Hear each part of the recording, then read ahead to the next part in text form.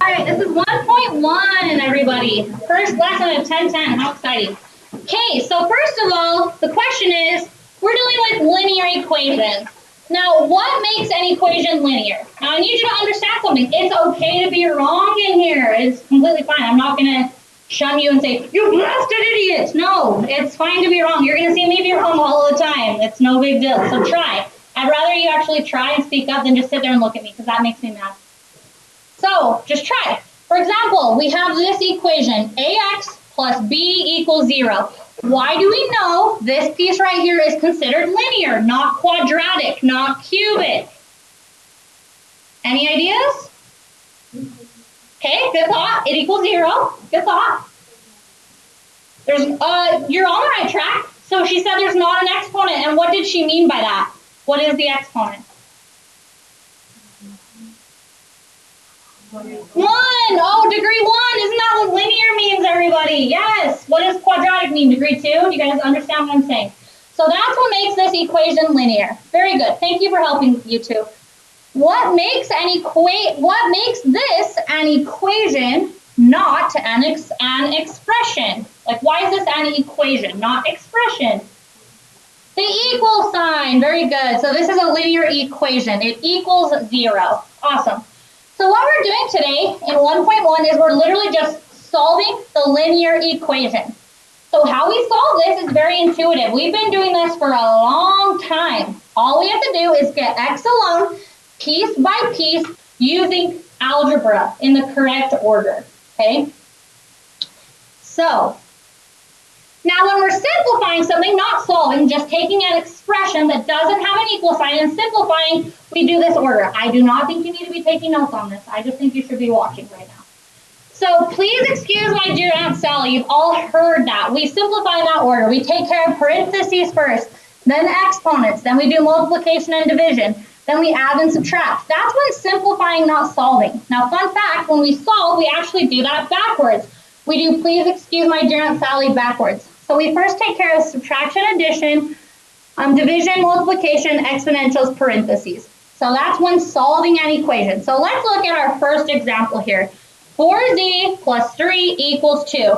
I'm asking you to solve for z. So piece by piece, get z alone. I honestly think this example is so easy, you probably will get more out of just watching. I'll tell you when I think you should take notes. Okay, get z alone piece by piece. First step, anyone? Subtract 3 from both sides of the equation. So then we have 4z is equal to -1. So then we'll get z alone piece by piece. Next step. Divide both sides by 4. That's what undoes multiplication. Division. So now we have z is equal to -1/4. And z is all by itself. There's our solution. Pretty basic stuff. Agree? Now how could we know if we were curious if our answer is correct? Well, remember, this is the answer that makes this a true statement. So we could take this and plug it back in for z, and we should come out with a true and correct statement. So watch. Let's take -1/4 and replace it with our z. So we have 4 times by -1/4 plus 3 equals 2. I'm checking my answer. Now 4 times -1/4 is the same thing as 4 divided by -4. Agreed? Which is -1. -1 plus 3 equals 2. 2 equals 2. Is that true? Yes, we've done it correct. Everybody understand how to check your answer? Okay, very good. Okay, let's do a little bit more advanced one. Still pretty easy. I would just watch. This is number 21 out of the book of 1.1. So we have -3w plus 2w plus 5 equals -4. Solve for w. Now notice we have two w's, and it's on the same side of the equation. So what we need to do is put our w's together. Now, when you put your w's together, that's not going to change your exponent, right? Add an apple plus an apple, it's 2 apples, not 2 apples squared. That's not how it works. So just combine the w's. -3w's plus 2w's is how many w's? -1 w's. Agreed, everyone? Then we have plus 5 equals -4. Get w alone piece by piece. Ready, go. -5 from both sides of the equation. -1w equals -9. Then what? Divide both sides by -1, so we have w equals 9. Okay, awesome. Very good. We could check it by plugging it back into the original equation. Okay, let's do another one. So notice in 24 we have two z's, but they're on opposite sides of the equation. Well, we can't just float them together. We've got to use algebra to move from one side of the equation to the other side. Now, it doesn't matter which one you move. It doesn't matter at all. So just use correct algebra. Let's just add 5z to both sides. Do you agree? Sure, why not? So then we have 3 is equal to negative 3z's plus 5z's is 2z's, and then we have plus 1. Solve for z, piece by piece, next step. Subtract 1, 2 is equal to 2z, get z alone. Divide both sides by 2, therefore z equals positive 1. Pretty simple stuff, right? Pretty intuitive. We've been doing this for years and years and years. Okay, very good. All right, okay, let's look at 28. So notice in this one, 4 times parentheses z minus 2 equals 12. There are 2 correct ways to solve this equation. So anyone have an idea? There's not an incorrect answer. How would you personally start out this problem? Anyone? Yeah.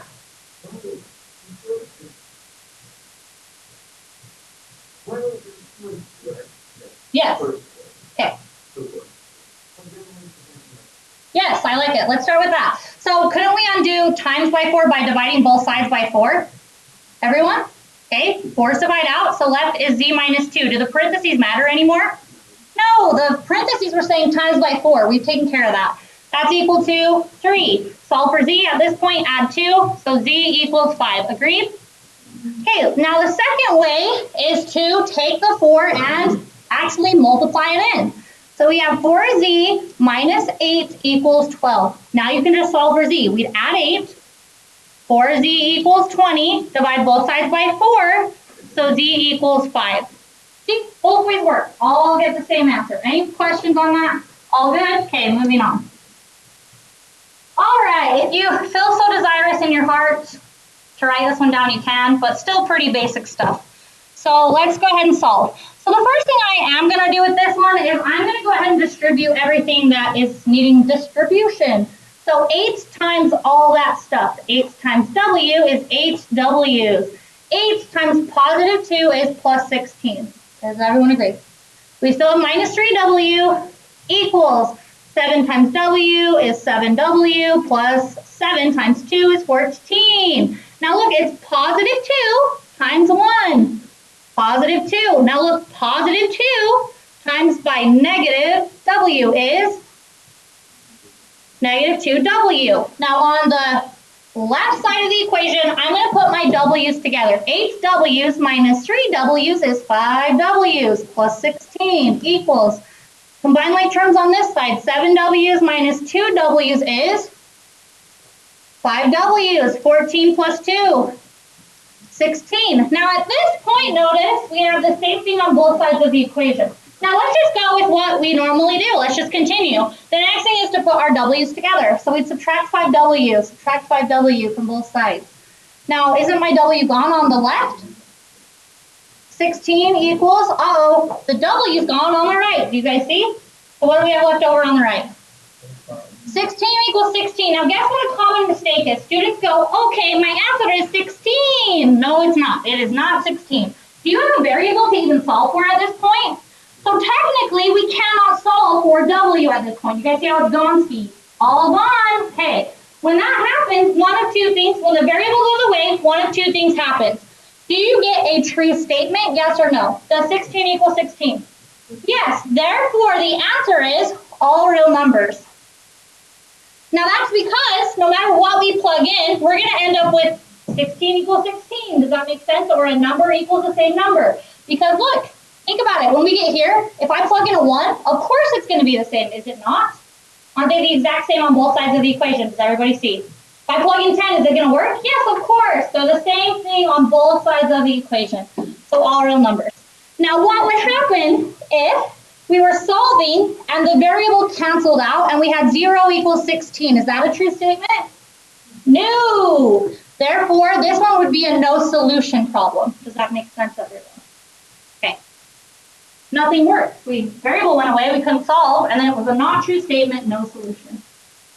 Okay, good job. All right, this one, I don't know, depends who you are. You might want to write this one down. Okay. So notice this is first time we're seeing fractions. We're not going to get scared by fractions in here. It's pretty basic stuff. So if you look at this, notice we have denominators 4, 6, and I highly recommend also writing in, if you ever don't have a denominator, yes you do, it's a 1. I would highly recommend writing those 1s in. Now what we're going to do is say, when solving, what we need to make this easier is to get a common denominator. Now once the denominator is the same, you're going to see how easy it is to solve, okay? So that's your first step, get a common denominator. Now, there's not only one correct answer. What's a common denominator we could use if we so desired in our heart? 24 is one. Isn't 6 times 4 24? Could we make these all 24? Yes. Is there a smaller one that will maybe make our algebra easier in the end? 12. Okay, let's use 12. Well, both would work. So you say, I'm going to make this a 12. What am I going to multiply by? I'm going to times by 3. If you do it to the bottom, you have to do it to the top. Now why? Look, what's 3 divided by 3? 1. Are we just timesing by 1? Isn't 3 divided by 3 1, everybody? We're not changing the problem if we're timesing by a 1. It's just a fancy one. It's a 1 that we've made by doing 3 over 3. Now here's the thing, guys. We're taking the entire top right here times by 3. Guess what people do? They just do 2 times 3. Well, it wasn't times half of the top by 3, it's the entire top. So I would put parentheses so you do not forget to multiply it through completely. Okay, we need this denominator to be 12. What am I going to multiply by? So times by 2, do it to the top. Now once again, use parentheses, and then this one needs to be 12. Times by 12, times by 12. Now everybody focus for a second. You guys need to gain some understanding here, not just learning a process. Look at my denominator. Isn't my denominator 12? 12 and 12? Now think about it, guys. I'm trying to find a number I could plug in to make this a true statement. Isn't the bottom always going to be the same no matter what? It's 12 already, isn't it not? So we aren't going to worry about solving the bottom. It is the same. 12, 12, 12. Does everybody see how we can ignore the bottom now? Because it is the same. It is 12. So now we'll just solve using the numerator. So we'll take our 3, distribute it in. 3z minus 6. Now, positive 2, so 2 times 2z is positive 4z. 2 times negative 3. Negative 6 equals 7 times 12 is 84. And now we're just solving a good old school problem. Combine like terms, that would be 3z's plus 4z's, 7z's, negative 6 minus 6. Don't be that person that says 0. Negative 6 minus 6 more is negative 12. And that's equal to 84. Everybody good? So then we'll add 12. 7z is equal to, we're going to add 12. So that would be 96. Now solve for z, divide by 7, divide by 7. And we're not scared of fractions. Now you will need to check, does my fraction simplify? And you're going to have to do it all in your, you can use your calculator, but you're not going to have something that will convert it to fractions for you. You say, like, do they both divide by 2? Do they both divide by 3? Do you guys get the picture? But obviously, 96 doesn't divide by 7, and 7 can't go down any further, so there's our answer. Questions on that? Pretty easy. Get a common denominator, solve using the numerator. Okay, there's a reason I'm going to show you one more like this, and I don't think you need to necessarily take notes. I think you should just watch the next one. It's the same idea, but there's a very important key distinction. Now, if on UVU's exam, if they're going to give you a problem, it's going to be one with subtraction. Why? Because then 40% of you are going to miss it, and then it makes them feel good. Okay? Because they're like, ah, we tricked them, not that we tried to trick them. But you get what I'm saying. They want there to be problems where you have to think a little bit. So let's look at this one. You would say, oh, fractions. I need a common denominator. What would the common denominator be? 12. Yeah, 12 works. So let's make all the denominators 12. What would I times by here? Times by 3. So I'm going to times the top by 3. Don't I need parentheses here? I like to write it in front. Last time I wrote it in back. In front, I'm going to write it from here on out. Okay, I need this to be 12. What am I going to times by?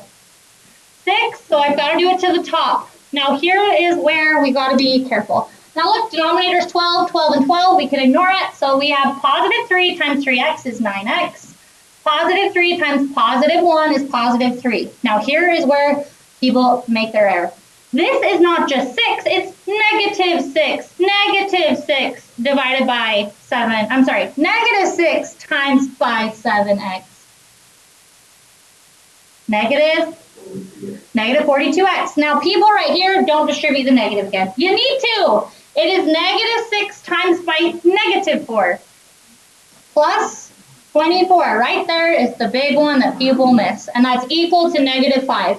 Now from there, solving's pretty basic. You guys get the picture, right? From here, combine your x's, solve for x.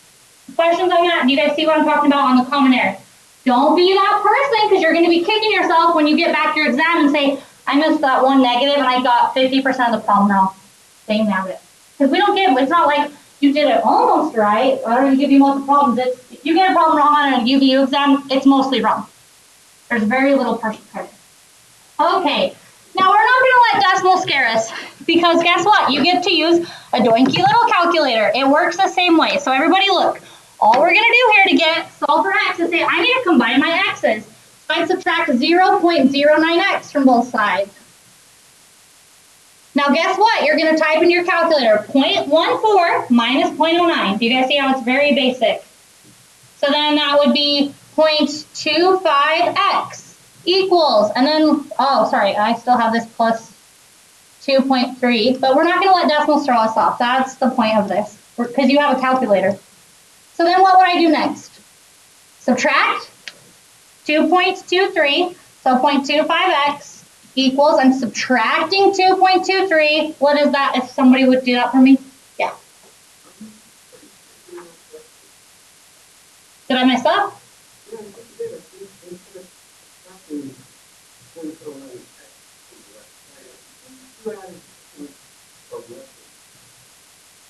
Oopsies. Either of us could be. We'll take a look. So 0.14 minus 0.09. So it's 0.05. Wait, 0.14 minus 0.09. Yes, this it's not 0.25. Good catch. Good catch, sir. Sorry, this was actually 0.05x. My bad. 0.05x, and then I have my 0.05x plus 2.3 equals 1.9. Is everybody good? Little addition error there. Okay, so then thank you for that catch. So we'll subtract 2.23 over, so we have 1.98 minus 2.23, and that's equal to negative 0.25, everyone. Are we all good here? Okay, now what would I do to get x alone? Next step. Divide by 0.05, divide by 0.05. Now decimals, since we started with decimals, decimals are okay. That's the common rule here. If you don't start with decimals, you gotta do fractions. Does that make sense, everyone? So what we would do is negative 0.25 divided by 0.05, and we get negative 5.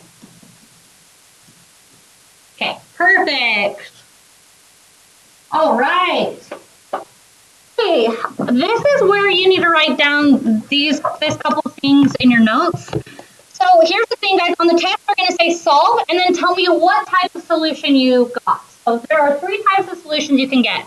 The first one is called conditional. You should be writing this down. You're going to want to study this for the exam, because it's easy. It's just you have to know what you're talking about. Now, we saw when we were solving a minute ago, many times we got one specific solution. When this happens, it's considered a conditional solution, because it's saying, what value for x makes this a true statement? And you said, well, x equals 3. So this is a true statement on the condition that x equals 3. Does everybody see why it would be considered conditional? Because it's only true on the condition that x equals 3. Yes? Understand why it's conditional? If not, memorize it. Okay. So going on to the next one. We saw an example a minute ago when we were solving and the variable went away. It canceled out essentially. Now when we got down to where it had a true statement, in our example we had 16 equals 16, we knew the answer was all real numbers. When that happens, it's a solution that's considered an identity. An identity means no matter what, if you plug in a number, it will work. So if you were to ever get all real numbers because you end up with a true statement, then it's an identity because it always works no matter what number you plug in. Now we talked about you could be solving and the variable could cancel out. Now in this case, if the variable cancels out and you come up with something that is not a true statement, for example, if I was solving this, I would subtract 2x and I would end up with this statement. Negative 3 equals 5. Is that true? No. So what was the answer to this one? No solution.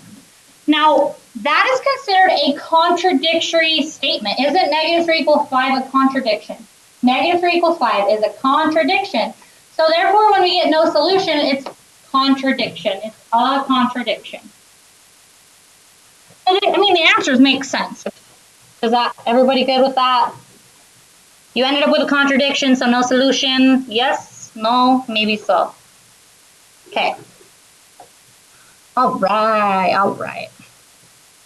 Does anyone need more time on this page? Great, I'll keep it up. But what I want you to do is go to 1.1 and start working on practicing a couple from the homework for a minute.